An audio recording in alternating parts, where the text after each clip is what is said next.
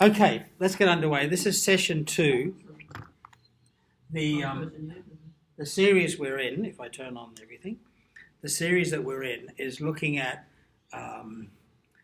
understanding our faith a little bit better. It's just some sample, like we're doing drill samples. We're just tapping into half a dozen selected things. It actually started out many years ago when I wrote a program.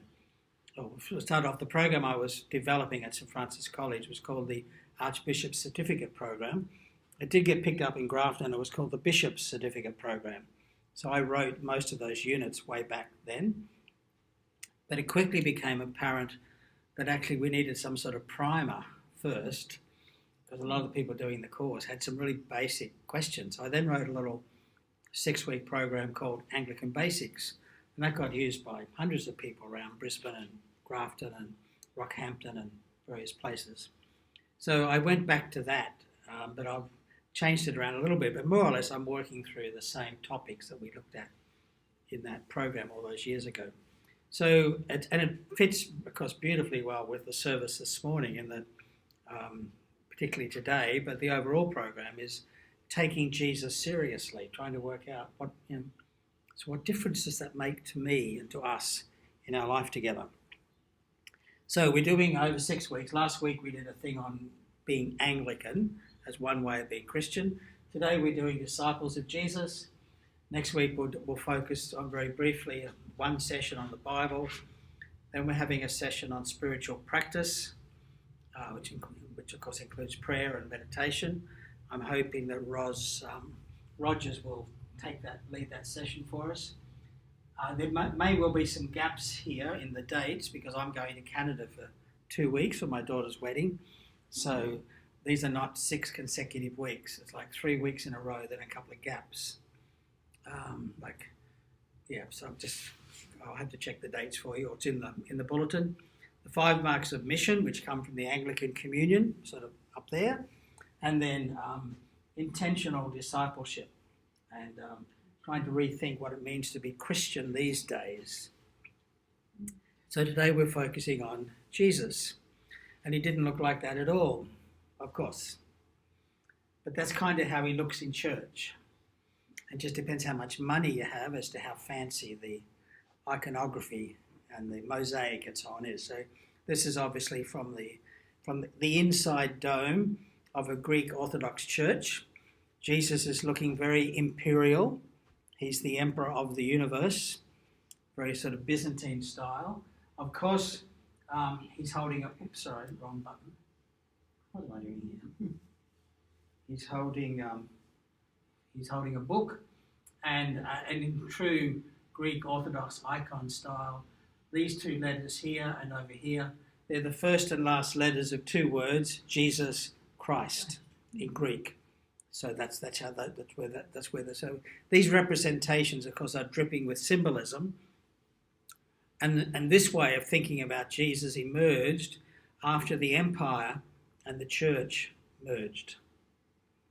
So Jesus had to look like an emperor, but he had to fit into the Roman Empire, and the Roman Empire got some reflected glory and social cohesion by being kind of blessed and approved of by the church. Now that's 300 years and a very long way from Jesus being crucified by the Roman government. A lot happened in those 300 years in terms of changing dynamics. So we're going to think a little bit about what it means to be disciples of Jesus, or people of the way, and I'll come back to that phrase, the way, a bit later on. This image has been around for a long time. And it picks up a really important point, and it's a humorous cartoon. Obviously, it's meant to be a sort of quiz show, and we've got 3 contestants, each of them claiming to be Jesus. So you've got the sort of Protestant Jesus, who's very clean. His hair has obviously been washed and properly groomed, and his beard is trimmed, and he basically looks white. He probably looks a little bit. And he's glowing. He does have a faint remnant of the halo, because he's a holy person. Okay, the Protestant Jesus. He's doing pretty well on the quiz, by the way. He's got 3 out of 4 answers right. So I'm not sure what the cartoonist is trying to tell us. The other end, you've got the Catholic Jesus, and he's a very sad Jesus. It's the bleeding heart, the Sacred Heart of Jesus, the suffering Jesus, who's dealing with the guilt of the world, which the Catholic Church has not only placed on every individual, but has particularly placed on his soldiers. And he's got a big halo, but he looks pretty, and he's basically naked, and he's wearing his crown of thorns, he's got blood dripping down his face, and he's locked in the moment of a horrible death, as if there's nothing more to say about Jesus. Okay? That's the critical moment. And then we have the sort of guy who you wouldn't want sitting next to you on the airplane. Well, you wouldn't be too keen on the third one either. But the historical Jesus, and he's not doing it all well. He's not getting any of the answers right. Okay? He's going to be excluded from the competition shortly, from the game. And he's a man of Middle Eastern appearance. He's not well groomed, and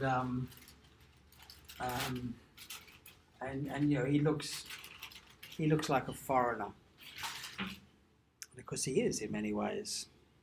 So these are not sort of canonical images, but it's just a way of reminding us that different forms of Christian spirituality actually have a very different picture of Jesus in their head.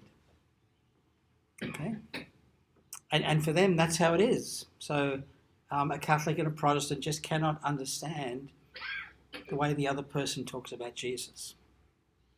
And they both get really upset when people like me start talking about, but what about what about the actual guy? Shouldn't we pay a bit of attention to him? Oh, no, don't need to do that. The church has told us what to believe. Well, which church? Because as we've seen in the Greek Orthodox Church, he looks like an emperor. In the Protestant Church, he looks like a bit of a sleazy salesman. The Catholic Church, he's beaten up. He's a victim, the eternal victim. And the academic Jesus, the historical Jesus, is not somebody you want sitting in the pew next to you at the cathedral. We decided to come back and see Roger on Monday and get a food voucher. Okay? So this goes to the question then, where do we begin? Do we begin at the top and work down? In other words, the church tells us what to think about Jesus in the creeds, in the liturgies and so on, and then we just transfer that down and try to make sense of it at the ground level? Or do we start with the human Jesus, who actually lived and did stuff in Galilee, and then see how our understanding of him changed? So do we start with the divine Jesus and work down to the human, or do we start with the human Jesus and follow the process as he becomes much more than that in the imagination of his followers?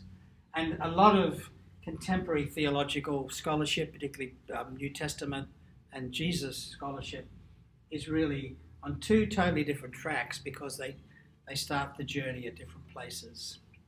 They really are heading in different directions.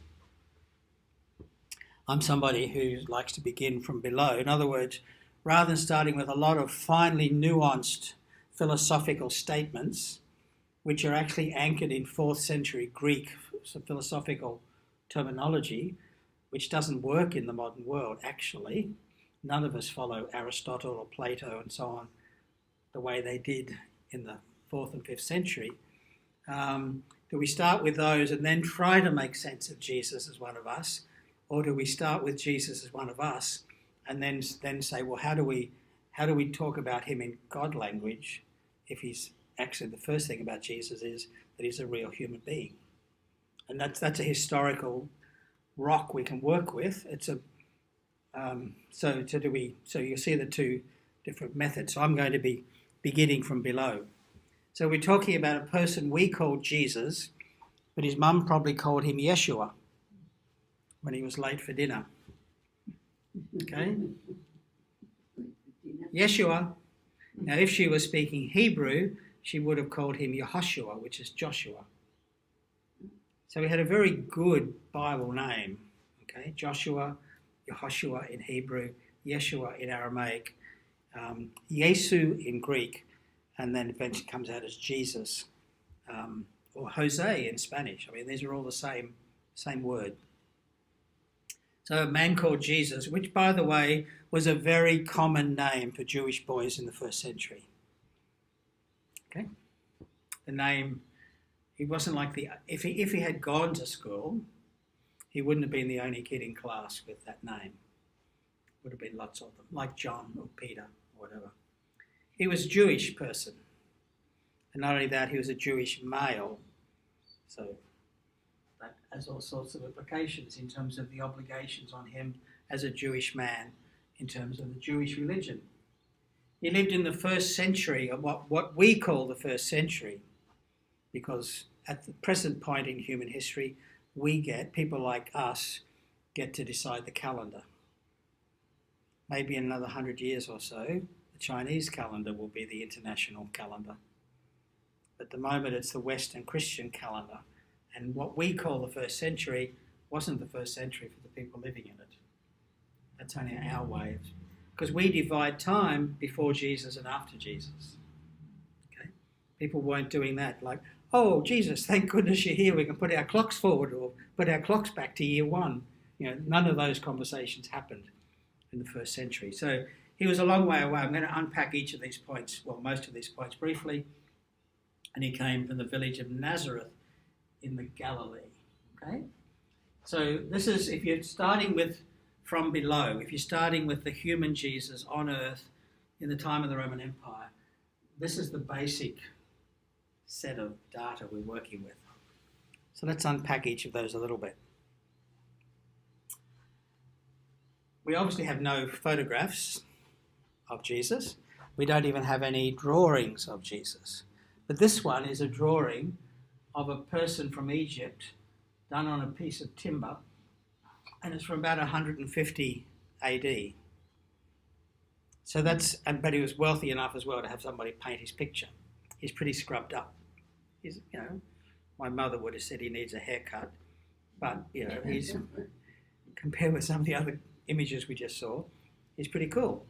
So that's what a person from the eastern end of the Mediterranean probably looked like even 100 years earlier. Okay, remember, the only people who got their images preserved were rich and powerful. It basically had to be an emperor. And then you had statues carved, always flattering, and you had your image banged onto coins. Okay? So we really don't know what ancient people look like. It's not so easy to tell, but this happens to be a very beautiful piece of work which was recovered in the last 100 years or so. This is probably how your Sunday school told you Jesus looked. Okay, your grandmother or your mother or even you yourself might have had one of these hanging somewhere around the house. This is the Protestant Jesus. Okay, and he certainly didn't look like that. Okay, even to have a white-coloured robe that stayed that clean would be quite a remarkable feat, of course. And his hair is just so clean. Face is so shiny. It's probably looked more like that. This is a reconstruction done a few years ago now, 10 or so years ago, a BBC program called Son of God. And in one part of the program, 1 week in the 4-week program, they got in some anthropologists, some physical anthropologists, and they had a set of skulls from the ancient. They had European skulls, and they had a number of skulls from the Middle East, and they looked at differences in the shape of a Middle Eastern person's head and a European person's head. And these were sort of forensic anthropologists whose job was to create images of people the police were looking for. So they were well skilled at coming up with generic kind of images which would give a sense of a person. So this was the attempt to show somebody who's of sort of Lebanese, Middle Eastern, Palestinian kind of background, spent most of his life outdoors, has never seen a tube of cream, oil of Ulan or whatever. It's a totally unknown phenomenon. Hair would have been hacked with a sharp blade rather than cut by a skilled barber and so on. And this is exactly the kind of person, if they walked up at the airport with a ticket to travel to Istanbul, would be taken aside by the security and interviewed for quite a period of time. Okay? So that's not the face of Jesus, but that's the typical, atypical first century Jewish Middle Eastern appearance, in the opinion of, based on the shape of the skull and the social and cultural dynamics and so on of the time. The eyes are a bit unfortunate in that region, sort of looks a bit haunted. Okay, so let's unpack briefly the Jewishness of Jesus. He wasn't a Christian.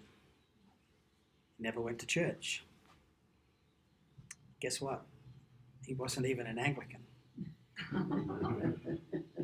Okay? Or a Methodist, or a Roman Catholic. Okay? He was Jewish. And that's a basic fact that we all know up here, but we sort of adopt him into our world. And he belongs in another world. In other words, he was shaped by the traditions and by the experiences of Jewish people more than 2,000 years ago. And those included having lost their independence, and they were simply a small community with some distinctive practices and beliefs who were always part of somebody else's empire. And they, in many cases, they'd managed to carve out a niche for themselves as traders, and so the Jewish diaspora, as it was called, was spread all around the Roman world and all through the Middle East. There were small Jewish communities everywhere. Interesting, I didn't have time to read the article, but I saw a headline today in Haaretz, which is a Jewish newspaper from Jerusalem, saying that the people in Iraq are saying they want to have their Jewish neighbourhoods back. They'd like the Jews who left in 1948 to go to Israel, they'd like them to come back because Baghdad is missing something without the Jewish quarter. It's not going to happen just at the moment, but that's that reflects that for hundreds and hundreds of years, Jewish people lived all through the Middle East, and until 1948 they spoke Arabic and they ate Arab food, and they had their few rules about cooking it, but their music was Arab and their language was Arabic and their food was smelt like Arabic food and so on. And what happened in 1948 kind of smashed the vase, and who knows how long before we can put it back together. So Jesus was shaped by those traditions and experiences of being Jewish, which included particularly the idea of the covenant, that God had a covenant with the Jewish people, and that there was a prophetic edge to the covenant tradition. And the prophetic edge included doing justice for people, particularly the widows and the orphans. And the prophets were people who spoke, they weren't fortune tellers, the prophets were people who criticised the ruler, and of course often came to a sticky end as a result. And of course critical, absolutely central to the ancient Jewish self-concept was the importance of Jerusalem, the temple, the place where God was going to be found. So that's a kind of these will be the kinds of things we would assume were true about Jesus simply because we know he was Jewish. Okay, he would have been circumcised. He would have expected that the first thing he had to do when he grew up was get married and have kids, because that's the first commandment for a Jewish man, is to marry and have children. Okay? He would have grown up in a culture where you look after your parents, and if your father has died, you look after your mother. You stay at home and look after her. You don't go wandering off doing other stuff. Okay? So you can see already there's some issues that are going to emerge around that. He was a first century person. He didn't live in the 20th century or the 21st century. He'd never seen an aeroplane. He never he never had an iPhone, any of those things. He's a person of the distant past, and the distance is not just 2,000 years. Culturally, socially, economically, all kinds of ways, Jesus is from a faraway place. Okay, it's not just 2,000 years. Up until about 200 years ago, you could probably argue, maybe slightly more, up until say 300, 400 years ago, around about 1700, you could probably argue that most people were still living a kind of village life, agrarian villages, very low level technology and so on. So life hadn't changed much through the medieval period down into early modernity. But with industrialisation and the invention of mechanisation and so on, printing press and other forms of mechanisation, our world changed. And so the world that Jesus lived in, which had been fairly stable, that was one of its features, socially, culturally very stable, began a period of rapid change, and the speed of change, of course, is increasing exponentially. So his culture was very different. His technology, their best invention was iron. Okay, they were in the Iron Age, and we stayed in the Iron Age until very, very recently. In terms of sociology, the family was the most important thing, as it still is for Arabs in the Middle East. You meet someone in the Middle East, they want to know where you're from and who your grandfather was, because probably they knew him. But they can put you into they know where you fit in if they know your grandparents. Okay? Their religion, of course, was very, very different. Jesus was part of a religion where animal sacrifice happened every single day, and we're talking truckloads of animals being sacrificed every day. Think of the smell in Jerusalem. It's basically the temple is an outdoor abattoir, and there is no refrigeration, and there are no high-pressure hoses. Okay, that's why you have incense. It's room freshener for holy places. Okay, so Jerusalem would have smelt like a non-stop barbecue site. Okay, that's totally foreign to us. There's one Christian church I know of, a place called Tybee, a little Greek, actually the Church of St. George at Tybee, and it's the ruins of the old church. But they still sacrifice goats there once a year on the Feast of St. George. And in the corner of the church, there's a chain hanging down and there's a pool of blood on the floor. Well, extrapolate that 1,000 times, you get some idea of what the temple would have been like. Okay? So just that one thing alone is a huge difference. We're a religion of the book. A religion of animal sacrifice is a totally different ballgame. His understanding of science, of course, was very, very different. And frankly, he probably wouldn't have had much education, and therefore wouldn't have even been aware of what science existed in places like Alexandria.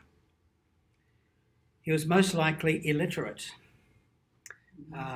as most people were in our world, until there was an economic advantage to the owners of the factories, post-industrialisation. It was economically useful to have workers who were literate. So we started mass education. Until then, you only got educated if there was a good reason, and still the case. You only got educated if there was a good reason. Economics, in the case of the people who ran the cotton mills and the factories. In the ancient world, you'd be literate if you were born into a priest family, because the priests had to count things. And they had to keep lists of calendars and when the holy days were due and all the rest, maintain the genealogies. If you were in the ruling class, perhaps if you were a merchant, and certainly if you were a priest, you would understand reading and writing. Okay, but the vast majority of people were illiterate. And certainly in a little tiny pioneer farming village like Nazareth, there was no reason and no capacity to offer even a primary school education for the kids in the village. And even then it would have been the boys, not the girls, because there was no sense wasting education on girls. Okay? That, of course, has only changed in my lifetime. Even when I was a teenager growing up, I was going to go to university. The first kid in my family to go to university, the girls weren't. They're going to get married and have kids. Yeah? How things have changed in the course of 50 or so years. And the other thing about Jesus is that his public activity was incredibly short, maybe not much longer than 12 months. So maybe he did stay at home and look after mum most of his time. But that's not the bit of Jesus we see. The only bit of Jesus' life that we see is the 12 to 18 months when he was out on the program causing trouble from the perspective of the rulers. The rest of his life is, of course, invisible to us. So the Jewish Jesus, the first century Jesus, and now the Jesus of Nazareth, obscure village. We've talked about Nazareth other times. Tiny little village, no one had ever heard of it. It's not mentioned in the Old Testament, ever, not once, probably because it didn't exist. It had no biblical pedigree. Compare the difference of saying, I was born in Bethlehem to I was born in Nazareth. Where? Where's that? Everybody knew where Bethlehem was. David's city, special place. Nazareth? Gotta be kidding. So, what's special about you? Can't be your birthplace, okay? So Nazareth is a kind of bougainville. Probably a pioneer Jewish farming settlement that maybe was in its second generation by the time of Jesus. One of the reasons for saying that I'll come to in a second, but very, very small place, maybe only 15 families. But remember, each of those families would have had 10 or 12 kids. Because they didn't have the pill, but they still like sex. So, happens. Lots of babies. And the child mortality rate would have been third world by our standards, child mortality rate. The reason I say Jesus' family may not have been there in the very first generation is they didn't even own any land. The fact that Joseph is a smith, we call him a carpenter, but that's because Ulysses was a carpenter and nothing to do with Jesus. Just the way people told stories in the ancient world. Joseph is represented as the village handyman. If your plough breaks, if you want something fixed, you take it to him. Okay. Now, the only people who make a living in a little farming village by doing those sort of jobs are people who don't own their own block of land. And they're having to eke out an existence by fixing other people's equipment, doing a few odd jobs around the village. Okay, so Jesus not only growing up in a small village on the northern edge of civilization from Jerusalem's point of view, but his parents were so poor that they probably didn't even own a piece of dirt because Joseph was a blacksmith, more so than a carpenter. Okay? Growing up as the son of a carpenter, I always liked the idea that Jesus was the carpenter's son. But the word tecton is actually the word we get technology from. The Greek word technon and so on. So it's somebody who works with timber, stone and metal. Okay? Technician, same word. So it's not that Joseph ran the phone exchange, but he was the technician. He was the guy you went to if something broke. And the family and the village was deeply attached to Jerusalem and its temple, and we know that because of the things we've found in the dirt in some of the first century houses that we've excavated in Nazareth. So although it was a long way, about 100 k's from Jerusalem, which was about 4 days walking on a pretty bumpy road, the people in in Nazareth knew they were Jewish, and the temple was the most important place on earth for them. So that's part of Jesus' upbringing. So he's a Jewish person from the first century, from a little village no one had ever heard of called Nazareth. And then we come to the one thing about him which is absolutely hardcore historical reality. He was crucified by the Roman authorities in Palestine. Again, crucifixion in the first century did not look like a crucifix in a church. Okay? People that have designed crosses, and the cross did not become the symbol for Christianity until after the merger with the Roman Empire, which is interesting. For that, they use things like fish. Okay? The Eucharist, sharing, poor people sharing what they have together. After the emperor becomes Christian, the cross, the hangman's noose, becomes the symbol of this religion. The point of crucifixion is that you were stuck on a pole out in the open air, usually next to a road, and you were left there till you died. And indeed, you were left there after you died as a public service announcement. You step out of line, this is what we will do to you. Okay? The other thing was, you did not get buried. The point of crucifying you was to strip you of every form of dignity which mattered to you and, more importantly, to your carers. This is state terrorism. So if we don't even hand the body over for a burial, that's going to really hurt. That's really going to upset people. Okay? So, you certainly were not crucified by having your hands nailed to a horizontal piece of timber. Okay, that's not how. There are articles online you can read if you want to go into the gruesome details. But basically, you died of asphyxiation. Eventually, you got so tired you could not hold your chest up to take a lungful of air, so you choked. I bet it could take several days before you became that weak. Okay, horrible, horrible death. I'm not sure, I couldn't get a bigger version of this image, but this actually shows really well.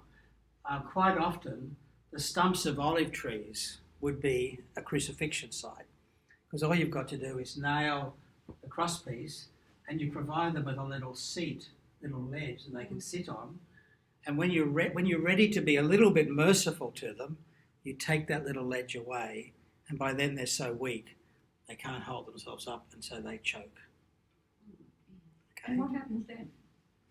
What happens? I mean, are they just left where they are, or? As long they'll be left there. I mean, again, depends on who's connected with you, but basically you will eventually be taken down because the smell and so on is going to be awful. But in the meantime, the birds and the foxes or whatever are going to have their way with you. Oh, dear. The bodies are normally thrown into a common grave and are covered with limestone.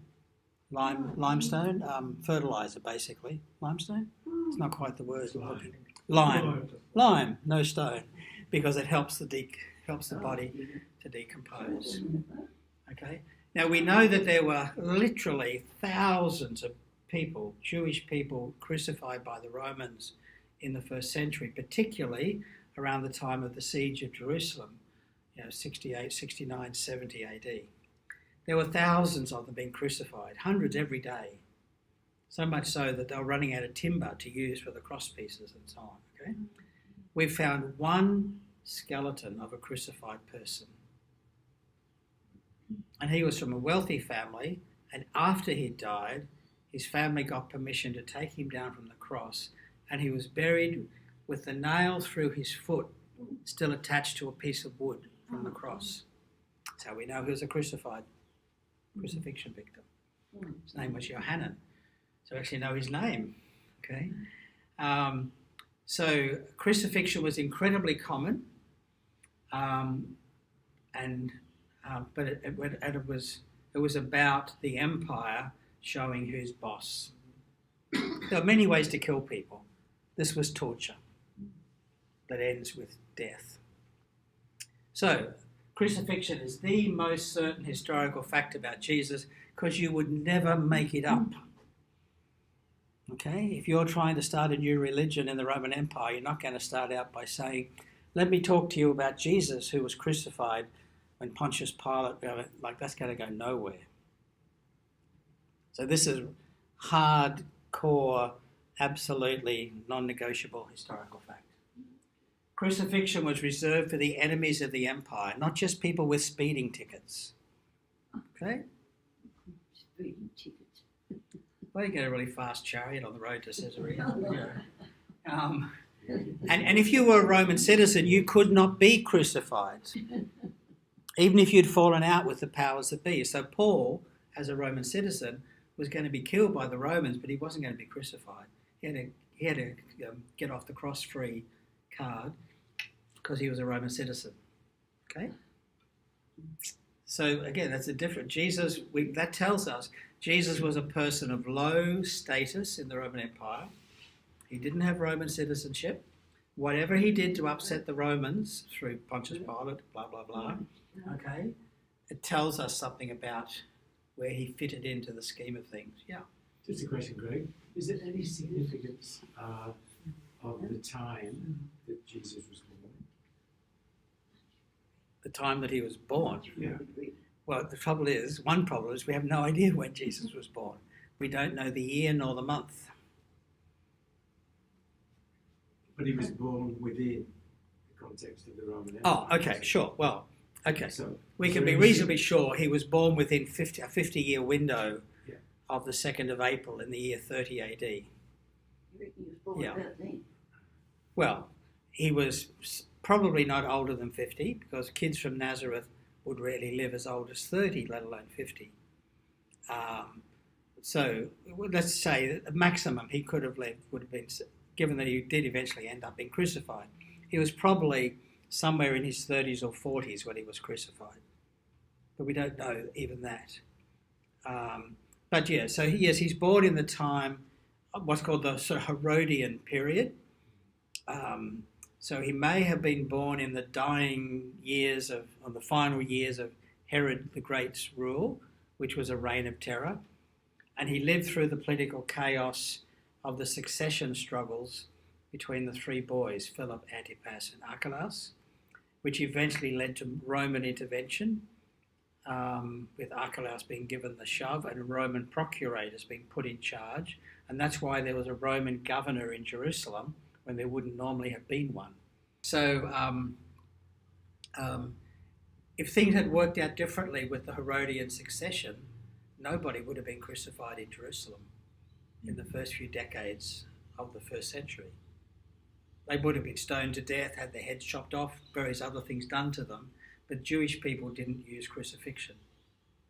So the fact that he was crucified says the Romans did it. He was not killed by the Jews. Despite 2,000 years of Christians saying the Jews killed Jesus, well, that's because we're sucking up to the empire. We say, let's blame the Jews. You don't like the Jews. We don't like the Jews. Let's blame the Jews. Okay? Because we like the empire. Empire likes us. Yeah. So yes, had certain historical dynamics just worked a bit differently, Jesus would not have been crucified.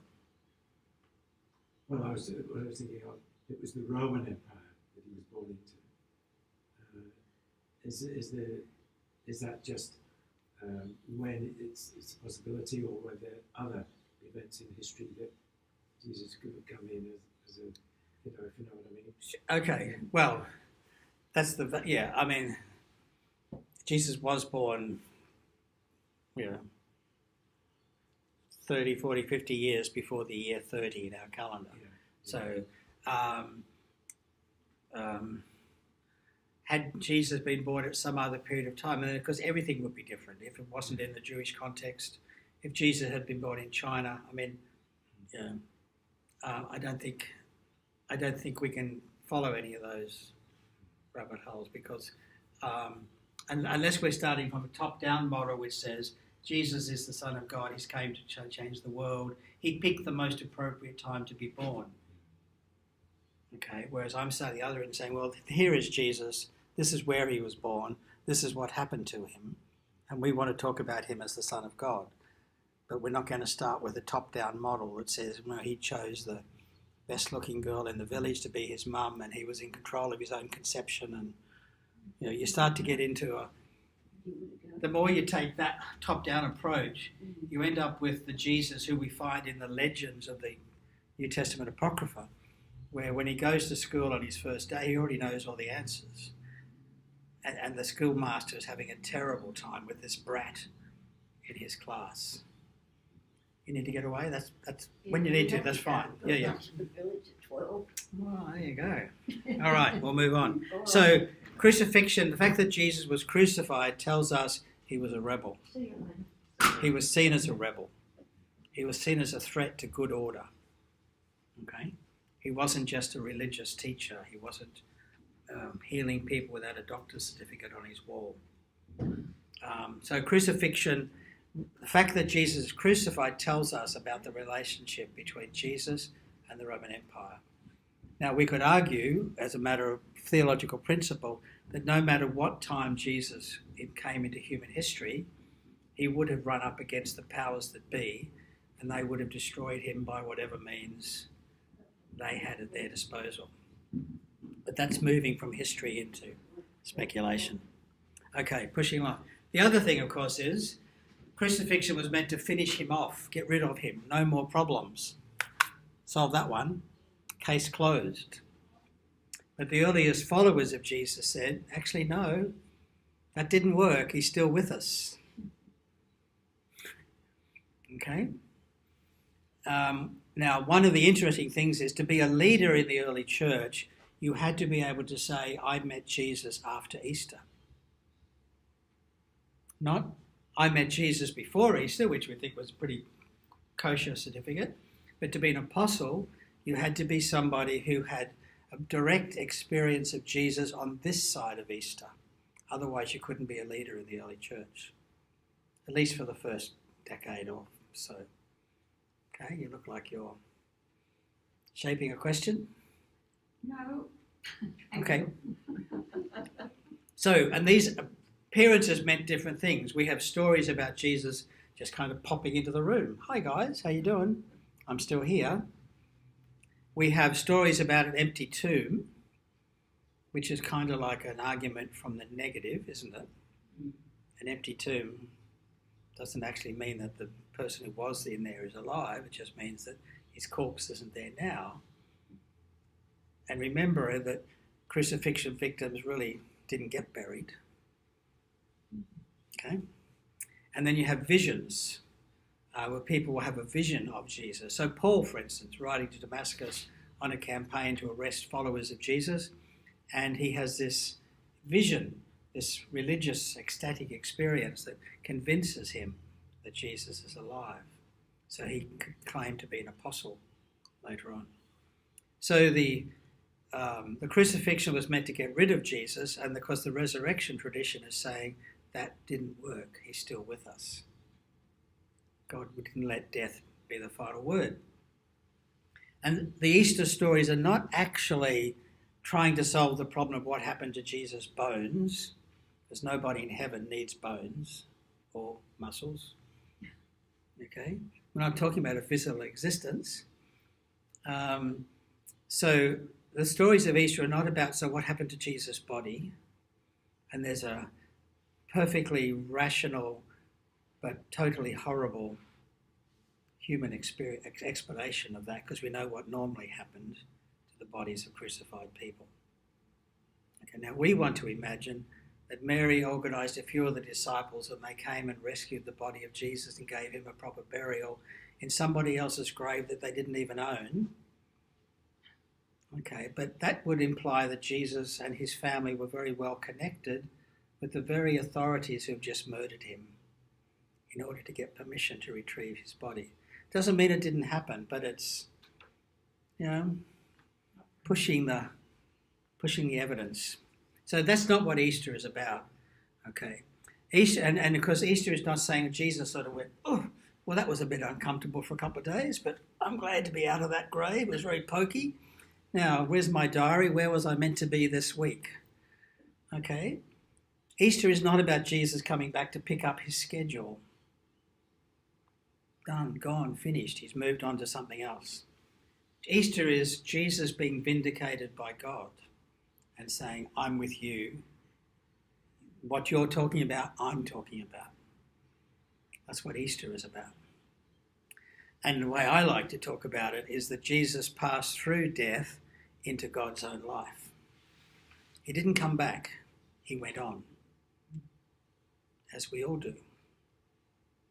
Okay. These days, with defibrillators and so on, we can bring people back, but only within very narrow windows of time.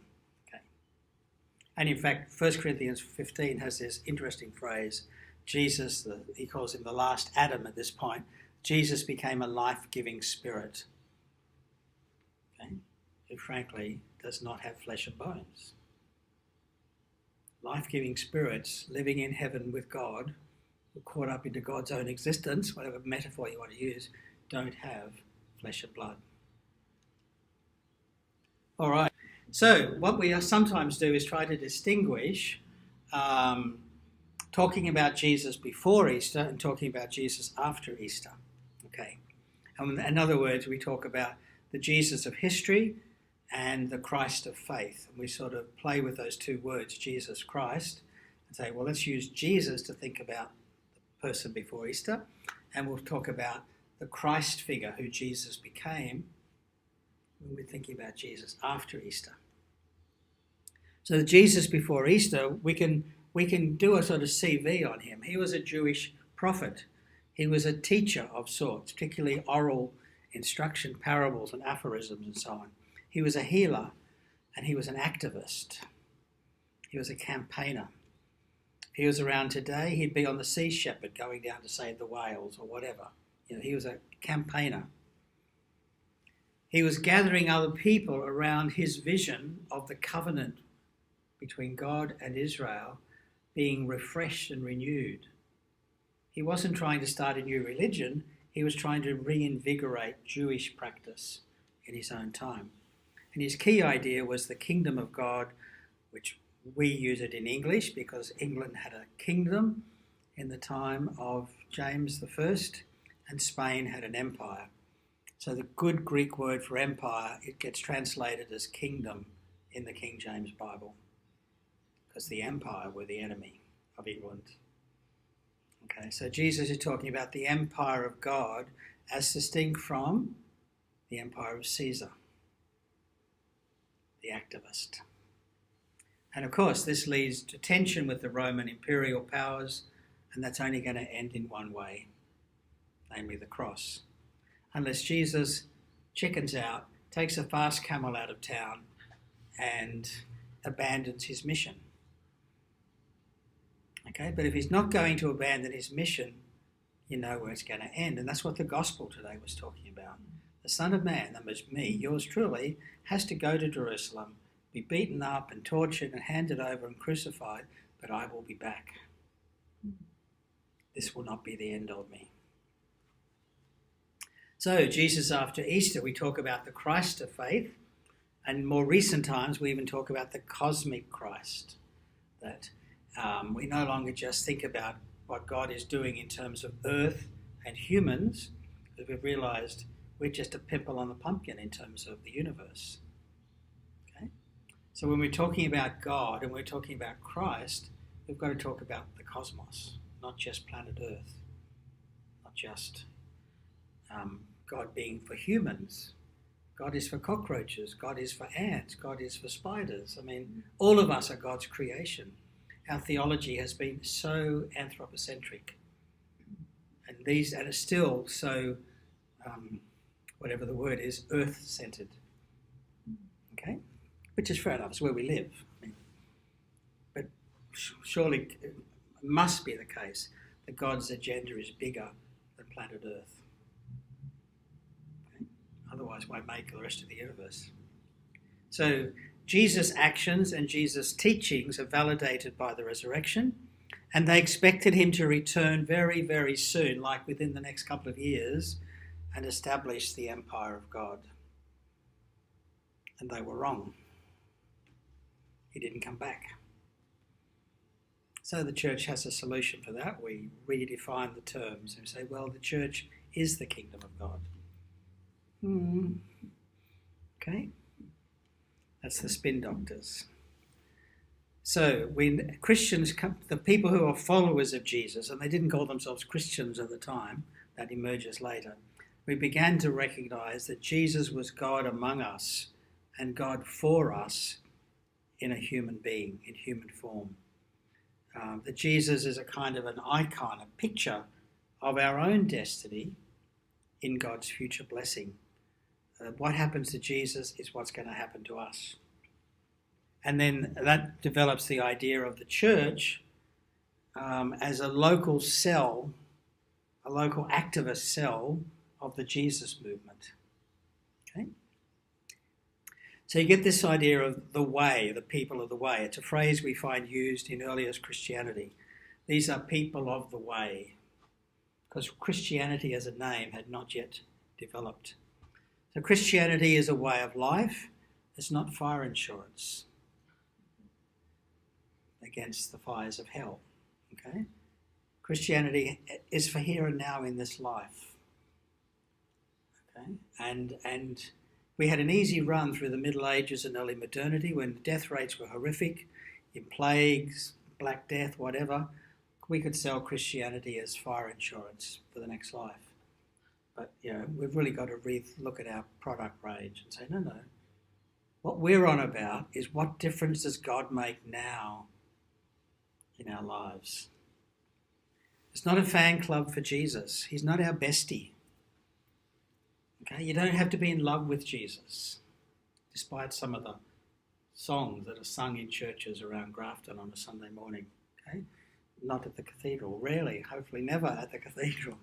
But Jesus is not a house elf, to use Harry Potter language, and he's not our best friend. He's a rigorous. Would we want him on parish council? If he was even eligible to be elected. Get the idea? He might not be needed. He'd be he'd be a challenging person to have. You may not have him on your list of people I'd love to have as a meal guest sometime. Okay? We've domesticated him. We've made him almost like a pet. Hey, Jesus, come here, sit. Nice Jesus. Okay. But no, that's not what we're talking about here. Okay. It's more than a philosophical belief system where we have all these nicely nuanced and balanced theories about humanity and divinity and sin and purity and all the rest, which ends up saying men are good, girls are bad, is where that goes in the end. Because the girls get all the messy bits, babies, dead bodies, menstruation, whatever, and the boys get all the fun bits, supposedly. We know where that ends up. We've had, thousands of years of practical experience. People of the way are people who join Jesus in bringing God's mission to completion. And that's probably because I wrote this first and then wrote the sermon for this morning. That's really where the sermon from this morning grew out. Come and do what I'm doing. Come and go where I'm going. That's the call of discipleship. And we're always learners. We've always got an L plate. We never get to be masters of Christianity, but we are practitioners of faithful living. Now, I want to now quickly flick across to a 3-minute video clip. This is from the Episcopal Church in the US, as you can see from their little logo. The Episcopal Church is what the Anglican Church is called in America, because after the War of Independence, it wasn't really cool to call it the Church of England. So it was called the Episcopal Church, the church that has bishops, as distinct from the Presbyterians or the Methodists or whatever. So the Episcopal Church is our tribe in America. And they've got, last few years, they've had a new presiding bishop. And we all saw him on the video at the wedding of Prince Harry and Meghan Markle. Michael Curry, an African-American. And right from almost day one, he was talking about the Episcopal branch of the Jesus movement. That was his way of talking about church, the Episcopal branch of the Jesus movement, loving, liberating, life-giving. Now, if I can make this work, I've got a couple of quotes from him, that's okay. But I want to actually flick through more quickly to the video because of time. But the Jesus movement is the ongoing community of people who centered their lives on Jesus and following him into loving, liberating, life-giving relationships with God, with each other, and with creation. Now, if we start to take that seriously, that's a whole different way of being church. Okay? And Jesus launched this movement when he welcomed the first disciples to follow his loving, liberating, life-giving way. Come and follow me. Do what I'm doing. Go where I'm come where I'm going. Okay. So the whole of our lives can get caught up into this. Now I think I've got, oh no, there's more. But anyway, you'll see, if you're getting the app, you're going to see this during the week because I've decided to use some of his words in the app, including just some very simple suggestions. When you get up in the morning, say, "Morning, God. Now, how can my actions today promote loving, liberating, life-giving way of Jesus?"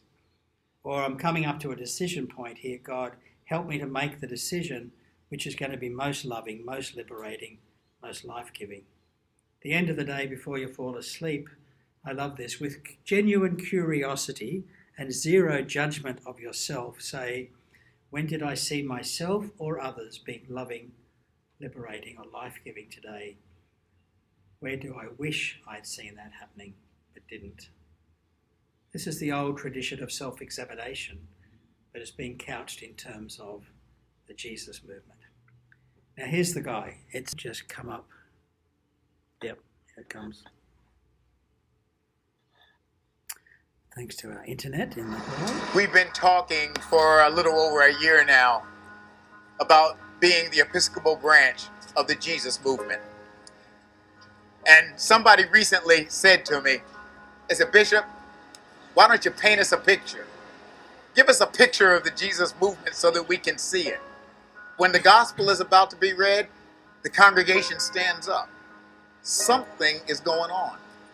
And then more than that, as the gospel moment is approaching, a deacon, if there is a deacon in the particular church, a person who has been ordained to be at the intersection of the church and the world, is asked to read or chant the gospel. And they come down sometimes with a gospel book held high. And there's music and the congregation is singing as the gospel of Jesus, the teachings, the life and the spirit of Jesus enter, in a sense, the room through the reading of the gospel. And then on top of that, everyone in the room turns and reorients from wherever they are. They turn and reorient themselves facing the place of the gospel and stand for the reading of the gospel, for hearing the teachings of Jesus. That gospel moment, the church has become the Jesus movement, with life reoriented around the teachings of Jesus and around his very spirit. Teachings and a spirit that embody the love of God in our lives and in this world. A way of love that seeks the good and the well-being of the other before the self's own unenlightened interest. A way of love that is not self-centered, but other-directed. A way of love grounded in compassion and goodness and justice and forgiveness. It is that way of love that is the way of Jesus. And that way of love that can set us all free. Someone once said, when you look at Jesus, you see one who is loving, one who is liberating, and one who is life-giving. And that is what the way of Jesus is about. And that is the movement of Jesus. A community of people committed to living the way of Jesus, loving, liberating, and life-giving, and committed to going into the world to help this world become one that is loving, liberating, and life-giving. Jesus once said, you will receive power when the Holy Spirit has come upon you, and you will be my witnesses in Jerusalem, in Judea, in Samaria, 42nd Street and 3rd Avenue. You will be my witnesses. Witnesses to a way that is loving, liberating, and life-giving. And that, my friends, can change this world.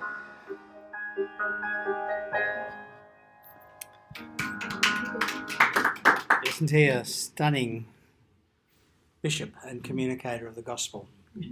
We could use another 25 or so like that in the Australian church for sure. Okay, so to end at that point and just as the Angelus rings, sort of teasing out that the essence of being a Christian is that we are disciples of Jesus. We'll try and articulate all the theory around that with fancy words, but the essence is we're followers of Jesus. We're disciples of Jesus. We want to be loving. We want to be liberating. We want to be life-giving. We want to make the world like that. Okay, so hopefully that's been a different kind of angle on thinking about being disciples of Jesus.